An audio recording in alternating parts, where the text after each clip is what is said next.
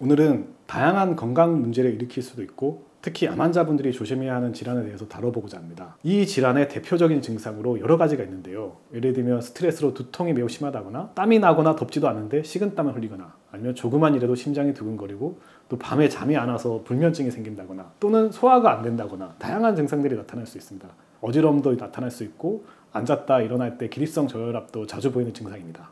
증상만 들었을 때는 그냥 컨디션이 안 좋거나 정신적인 문제에서 비롯된 증상이라고 치부해버리는 경우가 생길 수도 있는데 가볍게 넘길 것이 아니라 꼭 한번 의심해보고 치료를 해야만 하는 질환입니다.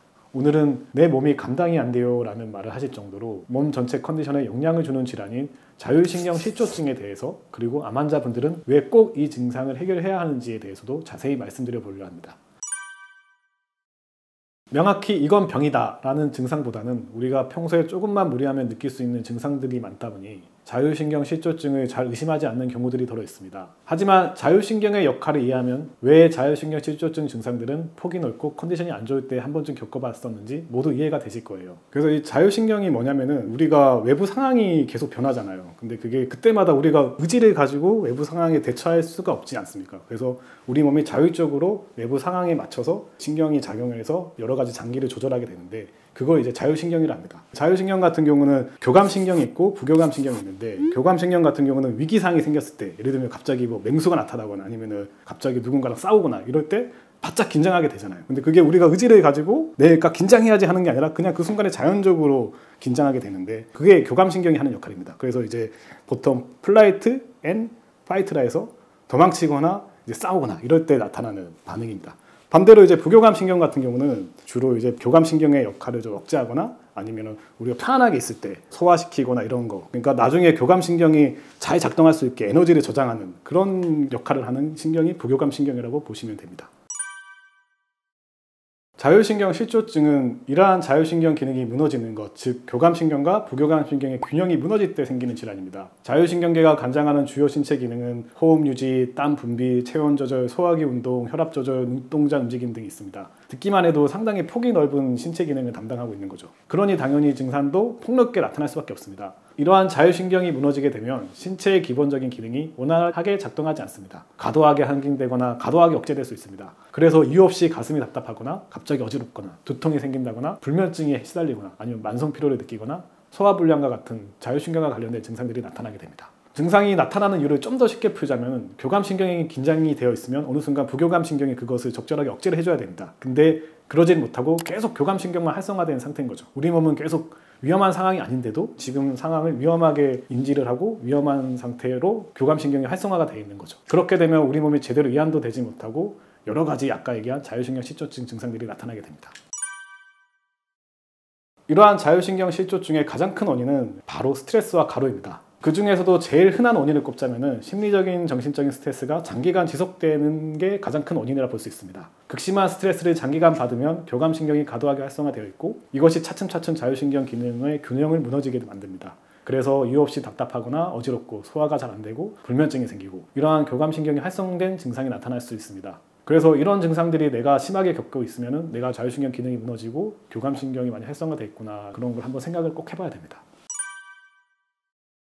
쉽게 구별할 수 있는 거는 뭐든지 사람은 스트레스를 받잖아요. 당연히 스트레스 받으면 일시적으로 잠도 잘 못 자고 짜증이 나고 하니까 두통도 생길 수 있고 한데 자율신경 실조증 같은 경우는 이게 만성화가 되어 있는 겁니다. 두통을 겪을 일도 없는데 스트레스 받는 일상생활도 없는데 그냥 이유 없이 그런 거죠. 이유 없이 머리가 아픈다거나 아무 이유도 없는데 갑자기 심장이 두근거리거나 나는 분명히 일상생활하면서 스트레스 받는 일이 없는데 어지럽거나 그런 게 이제 우리가 흔한 스트레스에 대한 반응과 자율신경 실조증을 구분하고 있는 방법이라고 볼 수 있습니다. 그래서 내가 한 번쯤 아무 이유도 없이 어지럽다, 아무 이유도 없이 두통이 생긴다, 아무 이유도 없이 잠을 못 잔다 하면 한 번쯤 자율신경 실조증을 의심해 봐야 됩니다.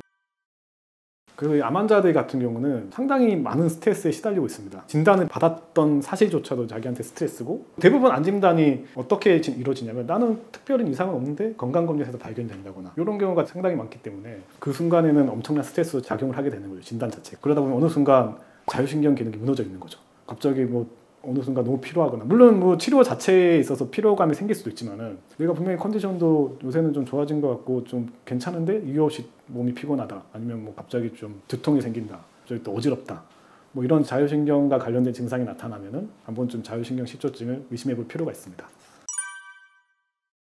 그래서 이 자율신경 실조증이 가능한 빨리 치료해야 되는 게 이게 장기간 지속되게 되면은 우리 몸의 여러 가지 기능이 무너질 수가 있어요. 예를 들면 면역력이 떨어져 버린다든지, 특히 암 환자들 같은 경우는 치료를 받으면서 암을 극복해내야 되잖아요. 근데 이런 자율신경 실조증이 방치가 되면은 암을 극복해내는 에너지가 떨어지게 되고 아무래도 좀 안 좋은 방향으로 흘러갈 수가 있는 거죠. 치료하는 데 있어서. 그럼 원래 건강했던 분도 이런 실조증으로 인해서 좀 암 유발도 일어날 수 있나요?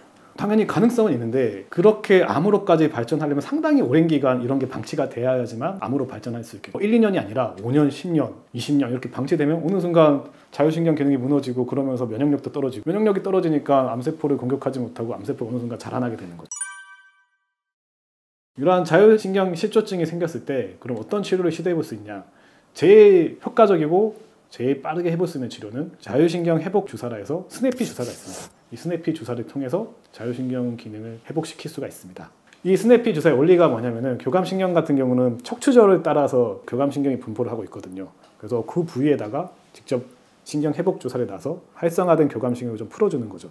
그래서 이 척추절에 따라서 어떤 교감신경이 활성화되냐에 따라서 증상이 좀 다르게 나타날 수가 있거든요. 쉽게 얘기해서 흉추 1번부터 3번 부위, 즉 경추 쪽 부위에 분포해 있는 교감신경 같은 경우는 머리나 심장 쪽에 교감신경 역할을 하게 되는데, 그래서 두통이 있다거나 이런 두근거림이나 어지럼증이나 안구통이 있다거나 이러한 증상들이 나타날 수 있게 하기 때문에 그 부위에다가 신경 회복 주사를 놓게 되면 이러한 증상들이 상당히 호전되는 경우가 많습니다. 또 흉추 4번부터 9번까지는 우리가 위나 소장 쪽인데 평소에 소화불량을 겪고 있는 분들이나 속쓰림, 만성피로가 있다거나 역류성 식도염 증상이 있으신 분들은 이 부위에 스내피 주사를 놓게 되면 상당히 호전될 수가 있습니다. 흉추 10번부터 15번까지는 대장 쪽이 연결되어 있는 신경인데 그 부위에 주사를 놓게 되면 평소에 장이 예민했던 분들, 설사나 변비를 심하게 겪고 있는 분들, 이런 분들이 증상이 상당히 호전됩니다.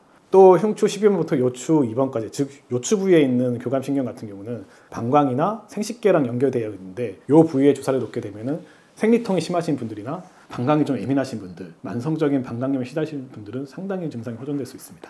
그리고 이런 스내피 주사 더불어서 자율신경 기능이 무너지신 분들 같은 경우는 전반적인 신체 컨디션이 떨어져 있는 경우가 많기 때문에 정맥을 통해서 자율신경을 회복시켜줄 수 있는 영양제를 투입을 해서 효과적으로 자율신경 실조증을 치료할 수 있습니다. 또한 정신과적인 문제를 심하게 겪으면서 자율신경 실조증이 생긴 분들이 있어요. 예를 들면 우울증이 심하다거나 강박증이 심하거나 조울증이 있다거나. 그래서 보통 이런 분들이 약물 치료를 먼저 시도하게 되는데, 최근에는 이런 약물 치료 외에도 경두계 자기자극법이라 해서 TMS라 해서 외부에서 자기장을 내줘서 효율적으로 이러한 정신과적인 문제를 약물 치료 없이 치료를 하고 있습니다.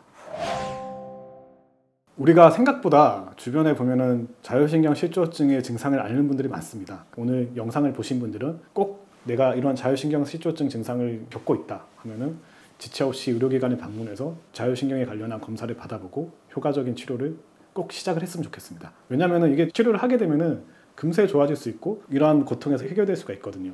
특히나 암 환자들 같은 경우에는 꼭 한번 이런 치료를 시도해서 내가 자율신경 실조증이 있다 그러면 꼭 한번 스내피 주사라든지 전신적인 수액 치료라든지 TMS 치료까지 겸해서 같이 해보면서 자율신경 실조증을 이겨내고 더불어 암 치료까지, 완치료까지 이어질 수 있는 기회가 됐으면 좋겠습니다. 앞으로 이러한 암 치료 노하우 그리고 여러분의 건강에 더 유익한 정보를 가져올 테니까요. 구독과 알림 설정 통해 저희 채널에서 드리는 다양한 건강 지식을 얻어가셨으면 좋겠습니다. 감사합니다.